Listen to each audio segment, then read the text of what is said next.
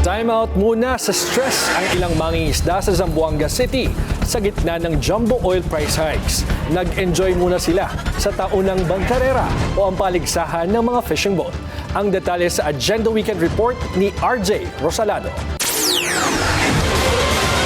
Kung gaano katirik ang araw at kataas ng presyo ng gasolina at diesel ngayon, tila pareho itong pansamantalang kinalimutan ng ilang mangingisda na sumali sa taunang bangkarera o paligsahan ng mga motorized fishing boat sa Barangay Manikaan, Zamboanga City. Mistula itong drag racing sa dagat kung saan nag-uunahan ang mga fishing boat na makarating sa finish line. Pero hindi sagwan ang kanilang gamit, kundi mga motor engine na hindi lalagpas sa 19 horsepower. Isang participant naman ang pinagtulungang kargahin papunta sa ambulansya matapos aksidenteng maipit ang binti habang nagkakarera.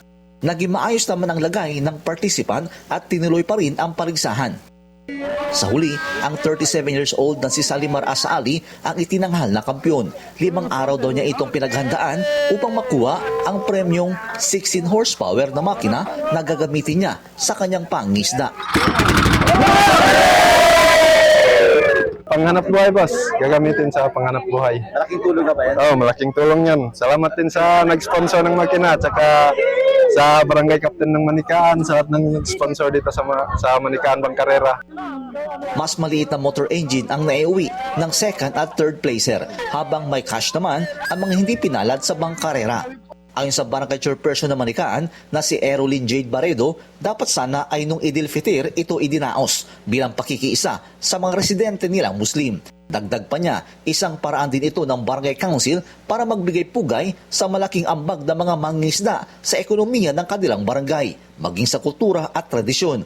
Malaking porsyento kasi ng populasyon ng Barangay Manikaan ay nasa fishing sector.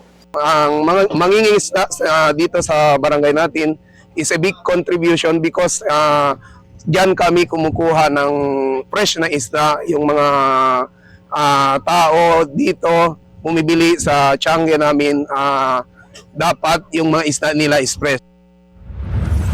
Sa susunod na taon, inaasang mas magiging enggrande pa ang taunang bangkarera. Para sa Agenda Weekend, RJ Rosalado, Billionaire News Channel, Zamboanga City.